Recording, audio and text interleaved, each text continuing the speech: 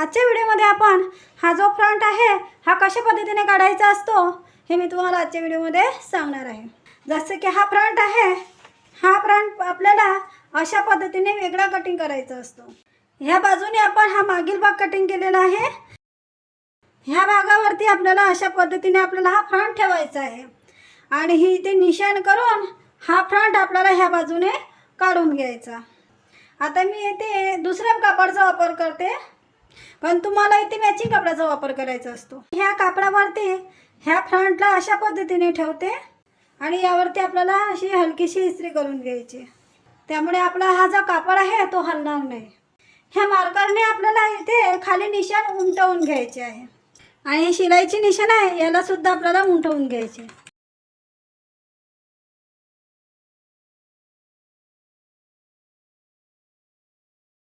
ही जी वरची बाजू आहे, वरच्या बाजूने आपल्याला 0.25 इंच असे थोडे जास्त घ्यायचे आहे, कारण जेव्हा आपण हा आर्महोल कटिंग करतो, हा समोरचा जेव्हा आर्महोल आपण कटिंग करतो हे थोडे अंतर येते। हे कटिंग केल्यानंतर आपल्याला हे पूर्ण अशा पद्धतीने आपल्याला इथे हा चौरस आकारात कटिंग करायचे असते, असल्यामुळे आपल्याला इथे 0.25 इंच जास्तीचे कटिंग करायचे, नंतर आपण त्याला कटिंग करू शकतो। आधी इथे हे 0.25 इंचावरती एक अशी लाईन ओढून घ्यायची, ही याला सरळ करून घ्यायची। नंतर इथून आपल्याला हा जो जास्तीचा उरलेला भाग आहे तो कटिंग करून घ्यायचा।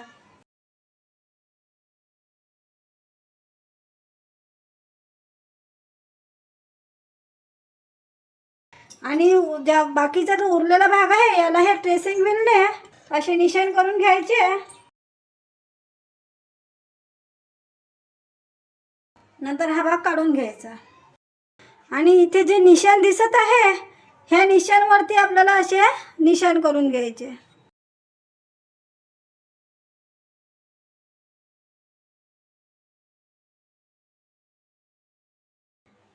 आपला हा जो आर्महोल असतो मागच्या भागापेक्षा आपल्याला 0.25 किंवा 0.50 इंच हा आपला आतमध्ये असतो, तो आपल्याला असा 0.25 किंवा 50 इंचाने आपल्याला आतमध्ये कटिंग करायचं आहे।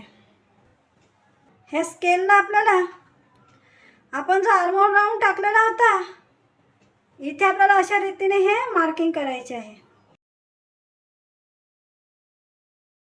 याला अशा रीतीने आपण हे मार्किंग केलेलं आहे। एवढा हा 0.25 किंवा 50 इंचापर्यंत आपण याला आतमध्ये घेऊ शकतो। नंतर या भागाला आपल्याला कटिंग करायचे आहे।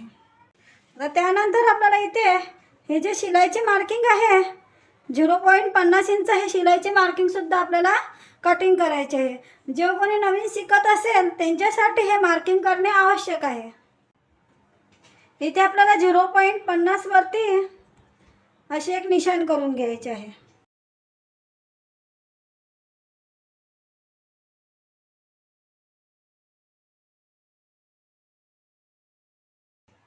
ही जी गळ्याची बाजू आहे ह्या गळ्याच्या बाजूला 0.25, ही जी गळ्याची बाजू आहे इथे आपल्याला 0.25 इंच मार्किंग करायची।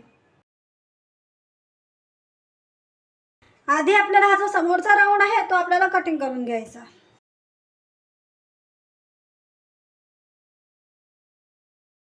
आणि या शोल्डरच्या शिलापासून सुद्धा आपल्याला इथे 0.50 वरती असे एक निशाण करून घ्यायचे।